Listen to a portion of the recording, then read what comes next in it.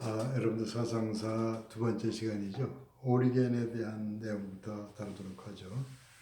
B 스타일이 어떤 철학과 지식의 집결지처럼 됐던 알렉산드리아의 입장이고 보니까 그 철학을 긍정적으로 수용해서 어떤 신앙과 신학을 해석해 나가는 중요한 도구로 삼는 동안에 과도하게 철학적이 돼서 기독교의 어떤 정통 입장을 넘어서는 경우까지 생겼고, 우리에게는 뭐 그런 입장에 섰었죠. 그런 내용을 좀 다루면서 비의 흐름 같은 걸 한번 다시 보도록 하죠. 자, 비유형 오리겐, 진리의 강조점을 두는 신학. 이교 사상가들 중에서 가장 지혜로운 자는 모든 존재들이 유래한 지고의 존재가 있다. 그러니까 어떤 그 진리의 근원이 있을 것이 아닌가. 그리고 근원으로 따져가면 지고의 존재, 유일한 어떤 근원, 이런 것을 철학자들은 알고 있었고, 또 지고한 존재는 보여줄 수 없다. 그러니까 플라톤의 이데아 같은 이야기가 되겠죠. 그래서 인간의 어떤 감각을 넘어서는 세계와 또 지고의 근원이 있다는 이런 개념이 일반 철학에 이미 있었단 말이죠. 그 다음 플라톤은 만물의 근원으로서 지고한 관념, 이데아에 대해서 말했다.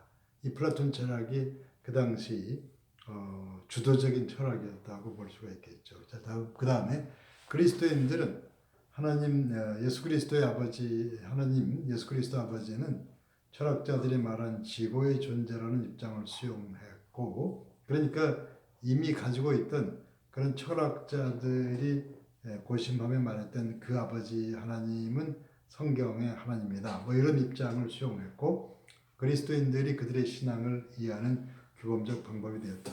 그래서 알렉산드리아에서 일반적인 그 지식의 체계요 토대가 되었던 그 철학적 방법, 주로 플라톤적 영향을 받은 철학적 방법이 그 성경적 진리와 이렇게 만나게 되는 그런 계기가 되겠죠. 자, 그다음 오리겐 이전에 그 주도했던 사람은 클레멘트죠. 클레멘트는 플라톤주의를 성경 이해를 위한 도구로 전환시켰다.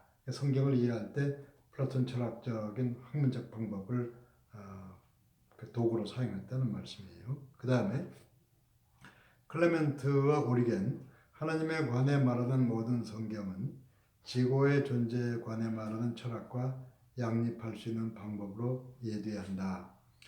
그러니까 이제 철학이 말하는 진리하고 성경이 말하는 하나님 사이에 다를 바가 없다. 이런 식으로 생각하는 거죠. 앞으로 뭐 자세히 얘기할 기회가 있겠지만, 철학이라는 것은 인간의 사상 체계고 생각을 점점 깊고 넓게 그리고 정리해가는 이런 뭐 과정으로부터 철학이 나아간다면, 근본적으로 그 성경적인 종교는 계시적인 이야기죠. 하나님 편에서 주는 생각, 깨닫는 생각, 이런 거기 때문에 근원적으로 뭐 결정적인 점에서는 다르다고 봐야 되는데, 어쨌든 많은 점에서 비슷할 수 있지만, 근데 이제 어쨌든 이 B 스타일 알렉산드리아에서는 그런 철학적인 하나님과 성경적 진리를 비슷한 것으로 보면서 시작하게 되죠. 자, 그다음 이러한 이유 때문에 B 유형은 하나님을 말로 표현할 수 없는 일자, 말로 표현할 수 없는 원, 하나, 일자, 이것은 모든 것의 근원이요, 유일한 어떤 토대, 이런 걸 얘기하고 있어요. 그래서 신성과 물질 세계와의 거리, 신성, 근원, 토대, 진리의 근거, 이런 것과 물질 세계의 거리를 철학하는 사람들은 좀 그렇죠. 어떤 돈 버는 일이나 물질과 육체를 조금 이렇게 어떤 사상과 철학의 세계와는 좀 거리를 두는. 자, 하나님은 초월적이셔서 인간의 지력이 이해할 수 있는 어떤 것도 넘어서신다. 인간의 말은 초월적 하나님을 묘사할 수 없고 그런 묘사에 접근할 수도 없다. 그러니까 위에 나온 말로 표현할 수 없는 일자, 원, 그 철학의 하나님이죠, 원이. 근데 이것이 그 하나님과, 기독교 하나님과 비슷하게 이렇게 이해되는 거죠. 그러므로 신성에 관하여 유일할 수 있는 유일한 방법은 하나님이 아닌 것을 말하는 것이다. 그러니까 이제 인간의 자기 부정 같은 게 그 신적인 존재를 말하는 게 되죠. 인간은 그 시간에 매여 있는데 하나님은 시간에 매이지 않으신다. 인간은 가난한데 하나님은 모든 것이 부족함이 없다라든가 이런 식으로 해서 그 신성에 관해서 그 하나님에 대해서 말할 때 하나님이 아닌 것, 그러니까 하나님이 아닌 것을 말함으로써 하나님을 말하는, 그러니까 그 인간이 가지고 있는 하나님이 아닌 인간의 속성을 얘기하면서 하나님을 말하는 이런 식이 돼요. 하나님은 죽지 아니하시며 변화에 예속되지 않으시며 하나님은 불멸하시며 무감각하시다. 그러니까 이런 식으로 해서 그 하나님의 반대편을 얘기하는 뭐 이런 식인데, 하나님은 지고한 위험에 모순되지 않도록 해석돼야 된다. 그래서 그 철학적으로 말로 표현할 수 없는 일자, 그 한마디 안에 여러 가지 그 철학의 표현 방식이 함축되어 있다고 볼 수가 있어요. 따라서 하나님의 손, 눈, 사랑, 분노 같은 것들은 하나님께 어울리지 않기 때문에 그대로 문자적으로 하나님께 손이 있다거나 하나님 분노했다거나 이것은 받아들일 수 없고, 그러니까 이것은 이런 것들은 비유적으로 해석이 되죠. 그래서 알레고리로 해석한다고 얘기하는데, 알레고리는 나중에 조금 더 설명할 기회가 주어지긴 할 텐데, 그 조금 비유가 뛰어넘는 비유, 그래서 근거가 약한 비유를 일단 알레고리라고 할 수가 있어요. 그래서 직접적인 비유, 직유는 근거가 있잖아요. 키 큰 사람 보고 기린 같다, 뭐 충분히 근거가 있죠. 근데 이제 그 쉽게 알 수 없는 그런 비유들, 그 비유가 그 날개를 펴서 과도하게 날아가는 그런 비유들이 있어요. 그러니까 그런 알레고리 앞으로 나올 때 조금 더 말씀을 드리죠. 이러한 이해 방식의 난점, 하나님과 세계의 관계를 설명하는 게 불가능하게 된다. 그래서 그 지나치게 비유적인 뭐 은유적인 이런 것들이 나올 수 있는데, 그 괄호 안에 플라톤 철학의 영원한 관념들은 특수한 역사적인 것들과 연관을 말하기가 어려웠다. 그러니까 이제 이런 게 있어요. 정신적인 철학적인 일을 하는 사람은 현실과의 이런 적응 능력이 약하죠. 그래서 철학적으로 깊이 있으면서 돈 벌고 부자 되면 그건 어울리지 않은 일이고 그들도 원하지 않고, 그렇기 때문에 철학은 현실이 약하다고 볼 수 있고 현실과의 관계를 적정을 말하지 않아요. 현실과 얘기할 때도 직접적인 비유가 아닌 운유적인 뭐 어떤 이런 방식으로 얘기한다고 볼 수 있는데, 자, 그 다음 보세요. 비유형 신학에 있어서 하나님은 초월적이고 말로 표현할 수 없는 일자로서 단순한 지적 본성이다. 단순한 지적 본성이라는 것은 물질적, 육체적 어떤 삶에 필요한 이런 것들 되기 이전에 이데아적인 거라는 얘기가 되겠죠. 하나님의 속성인 사랑, 분노 등을 비유적인 방법으로만 알레고리컬하게만 말할 수 있다. 자, 오리겐에 있어서 좀 문제가 되는 게 있어요. 조금 전에 오리겐이 우리가 얘기할 때 저 오디세이라는 말 쓰죠. 오디세이가 멀리 갔다가 과도하게 이런저런 많은 경험을 하고 와서 자기 동료들에게 어디 갔다 온 여행한 많은 얘기를 들려주다 보면 길을 잃게 만드는, 오디세이라고 할 때는 많이 돌아다녀서 놀라운 경험들은 많은데 그런 과정에서 딴 길로 새는 뭐 이런 문제가 있어요. 오디세이가 이제 오리겐과 관련해서 오디세이를 말하면 철학을 많이 한 건 좋은데, 철학의 오디세이가 신학과 바른 신앙을 좀 흐트러지고 잃어버리는 이런 문제가 좀 오리겐에게 있어요. 그래서 철학을 많이 한 결과 결국 이제 길을 잃어서 정죄도 된. 근데 오리겐이 아주 중요한 학자인 건 분명해요. 두 개의 창조 이야기, 성경이 두 개의 창조를 언급했다. 성경 속에 창조에 대한 이야기가 뭐 두 가지 조금 서로 다른 표현이 나온 건 사실이에요. 근데 그것이 뭐 하나님의 뭐 창조가 두 가지다 이렇게 얘기할 수는 없고, 자, 첫째, 하나님은 전 창조가 영인 상태로 남아있도록 영혼을 창조하셨다. 육체가 없었고 성적 구별이 없었다.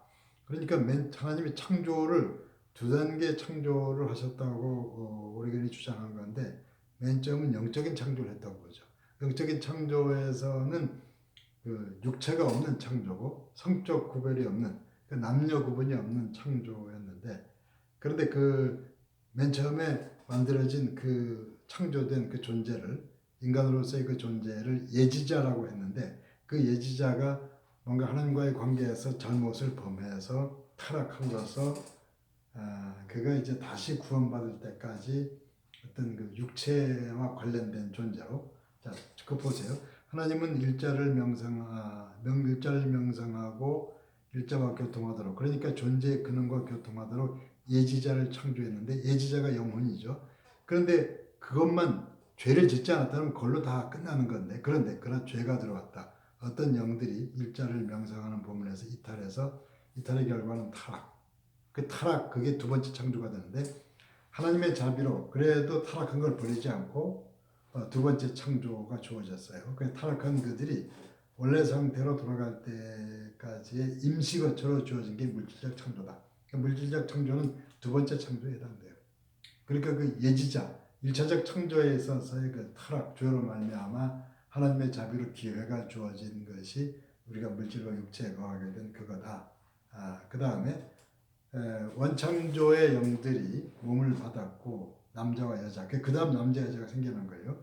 모든 육체적인 특징과 성의 구분, 둘째 창조 영역이다. 이 물질과 육체의 영역에서 우리는 천국에 돌아갈 준비가 될 때까지 거주하게 된다. 그러니까 이런 창조 이야기는 이것이 기독교적이지 않다고 봐야죠.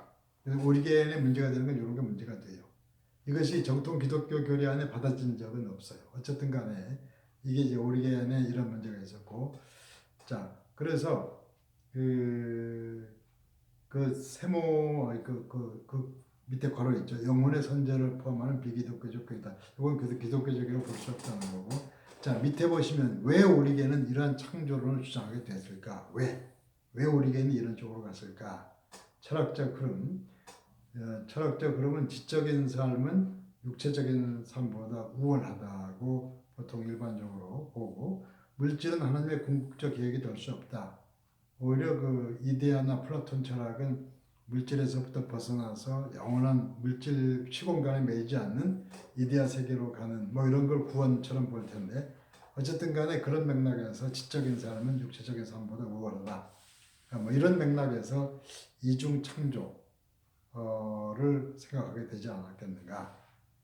그래서 이러한 것들이 영지주의와 마르시온주의하고 비슷한 점도 있긴 해요. 그런데 똑같지는 않아요. 자, 오리겐은 영지주의적인 교리를 거부하긴 하지만 결국 하나님이 세상을 만드셨을지라도 창조는 그리고 피조물은 죄의 결과지 창조주 하나님의 영원한 뜻은 아니다. 그러니까 영지주의는 물질 창조를 악하고 부정적인 것으로 보잖아요. 디 앱솔루트인 심연에서부터 다층의 에온이 있는데 에온 중에 그 밑에 있는 에온이 고의 아니면 나쁜 의도로 물질을 만들었다 이렇게 얘기하는 것이 영지주의고 마르시온도 구약의 그 물질을 만드신 천지창조의 그 야훼하고 여호와하고 이제 그 사랑의 구원의 하나님 예수 그리스도의 아버지 하나님은 다른 존재로 보죠. 그러니까 그 물질 창조 이런 것을 이제 하나님 한 분의 이런 걸 보는 게 아닌데 그런데 오리겐은 전부 이제 하나님께서 창조하셨는데 결국에 이제 그 물질 창조는 피조물의 죄, 그러니까 사람의 죄의 결과지 창조주가 영원한 뜻으로 받아들인 건 아니다 이런 얘기죠. 자 그다음에 역사는 죄의 결과라는 것을 암시하게 된다. 역사는 신적 계획에 개입한 침입자가 된다. 그러니까 여기서 인간이 죄를 안 지었으면은 역사가 필요 없었을 텐데 말이죠. 그러니까 역사 자체를 뭐랄까 선한 의도에서 하나님의 계획이라고 보진 않는 거예요. 자, 하나님의 형상은 몸을 언급하는 게 아니라 인간의 영적이며 지적 본성을 언급하게 하는 것이라고. 그러니까 이런 맥락에서 하나님의 형상을 얘기할 때는 보이지 않는 이데아 쪽에서 얘기하려고 하겠죠. 그래서 영적 지적 본성에서 이데아를 말하려고, 그 하나님의 형상을 말하려고 해요. 오리겐의 원죄, 모든 인간은 태어나는 순간 죄인인데 순전한 예지자였을 때 범죄한 그 사실 때문이다. 이게 무슨 얘기냐면 맨 처음에 그 예지자 일정한 명상하도록 태어난 그때는 죄가 아닌데 그런데 태어날 때부터 그 예지자가 타락한 상태로 그러니까 둘째 창조의 상태로 오는 거기 때문에 그 순전한 예지자를 벗어난 그런 것으로 모든 인간이 태어나기 때문에 그걸 원죄로 보는 거고 그래서 기독교 정통 기독교의 성경적인 그런 맥락하고는 조금 다른 문제가 있어요. 자, 이러한 원죄로는 플라톤으로부터 직접적으로 그러니까 플라톤 철학에서 더 플라톤 철학에 더 가까운 것 같아요. 이건 뭐냐면 신지학이라는 것은 결국은 성경의 계시로부터 뭘 안다기보다는 인간의 어떤 지적 차원에서 신에 접근해가는 신지학. 그러니까 결국은 인간의 이성이 과도하게 심오한 부분까지 파고 들어가는 뭐 이런 것 때문에 그런 오리겐의 창조나 원죄론 같은 게 나오는 게 아니냐. 그 철학이 과도하게 뚫고 들어가는 게 아니냐. 어떤 신앙과 계시를 올바르게 해석하고 성경적인 신앙과 계시를 올바로 틀을 잡고 전하기 위해서 철학을 사용한 게 아니고 철학적인 과도한 사색이 과도하게 신앙과 신학으로 파고 들어가서 그걸 좀 해친 게 아니냐 이런 측면이 이제 오리겐의 그리고 또 그 비유형 알렉산드리아 쪽에 그런 게 있다는 거죠. 그러니까 이제 그 우리가 어떤 그 여러분들이 일상적으로 큐티를 할 수가 있는데 큐티 할 때도 말씀에 대해서 감성적으로 과도하게 센시티브하게 생각으로 파고 들어가면 큐티 자체가 인간적인 사색으로 갈 수가 있어요.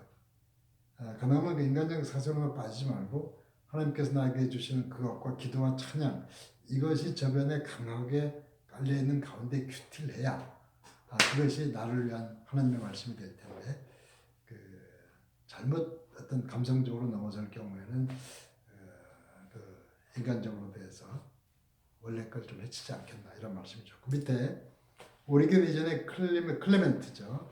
오리겐의 비유형은 오리겐 그러니까 오리겐 이전의 클레멘트나 오리겐 이후의 비유형은 오리겐의 창조론을 따르지 않는다. 그러니까 오리겐은 이 창조론이나 원죄 이런 문제에 있어서 문제가 있다는 얘기예요. 그러니까 오리겐 이전에 있던 사람은 알렉산드리아의 클레멘트인데 클레멘트도 오리겐의 이런 입장은 아니었고 또 오리겐 이후에도 이런 오리겐의 그 창조론 같은 걸 받아들이지는 않아요. 그래서 이런 거는 그 정죄 대상이 되고 비기독교적인 입장이라는 그런 말씀이죠.